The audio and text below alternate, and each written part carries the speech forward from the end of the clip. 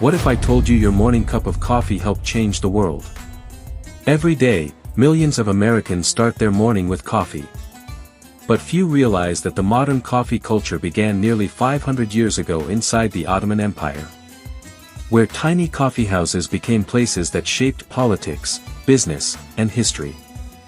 The air is filled with the smell of roasted coffee beans. Merchants are shouting. Soldiers are marching. Sultans rule one of the most powerful empires on earth. But hidden inside small coffeehouses, something even more powerful is happening.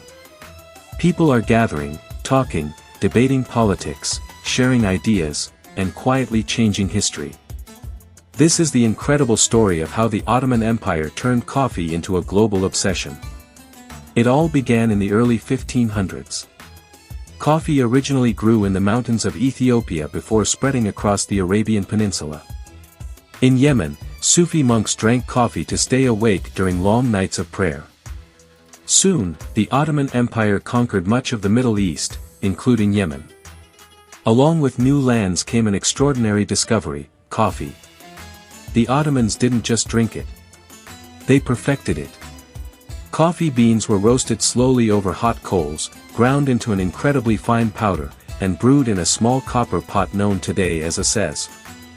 The result was a rich, dark drink unlike anything Europe had ever tasted. Around 1555, two merchants opened what historians believe were among the first public coffeehouses in Istanbul. These weren't ordinary cafes. They became the social media platforms of the 16th century. Scholars, poets, merchants, artists, travelers, judges, and soldiers gathered under one roof. People discussed literature, business, religion, science, and politics while sipping tiny cups of strong coffee. Ideas spread faster than ever before. And that worried the rulers. Some Ottoman officials believed coffeehouses encouraged political criticism and rebellion. More than once, coffeehouses were closed by order of the Sultan. Yet every time they were shut down, they quietly reopened. Coffee had become too popular to stop. In fact, legends say that under Sultan Murad IV, people caught secretly drinking coffee could face severe punishment. But even strict laws couldn't defeat a simple cup of coffee. The culture had already taken root. Coffee soon became a symbol of hospitality throughout the empire. Visitors were always welcomed with coffee before any important conversation. Marriage traditions even included coffee. According to old customs, a bride-to-be served coffee to the groom's family. Sometimes she secretly added salt instead of sugar to the groom's cup, not as a joke, but as a test of his patience and character. If he smiled and drank it anyway, he proved himself worthy. Meanwhile, Ottoman traders carried coffee across continents. Through trade routes stretching into Venice, Vienna, and beyond, Europeans experienced coffee for the first time. Many were skeptical. Some even called it the bitter drink of the Muslims. But curiosity won. Coffeehouses soon appeared across Europe. London opened hundreds of coffeehouses. Paris embraced cafe culture.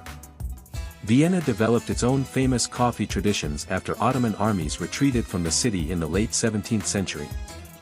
Whether every legend is true or not, one fact remains undeniable. Without the Ottoman Empire, coffee might never have become the worldwide phenomenon it is today. Even the way many people brew coffee still reflects Ottoman influence. Traditional Turkish coffee, recognized today by UNESCO as an important cultural heritage, is prepared almost exactly as it was centuries ago. Every slow pour, every layer of foam, every tiny cup tells the story of an empire. Today, billions of cups of coffee are consumed every single day around the world. From New York to Los Angeles. From Seattle to Chicago. Millions begin their morning with coffee, often without realizing that its journey passed through the bustling streets of Ottoman Istanbul. What started as a regional drink became a global ritual. Not because of kings. Not because of wars. But because ordinary people gathered together to share conversation, ideas, and community over a simple cup of coffee. Sometimes history isn't changed by swords. Sometimes history is changed by coffee. Every object has a story. Every civilization leaves a legacy. And every week, we uncover the moments that changed the world. If you enjoyed this video, be sure to like, comment, and subscribe for more fascinating history. Thanks for watching, and I'll see you in the next journey through the past.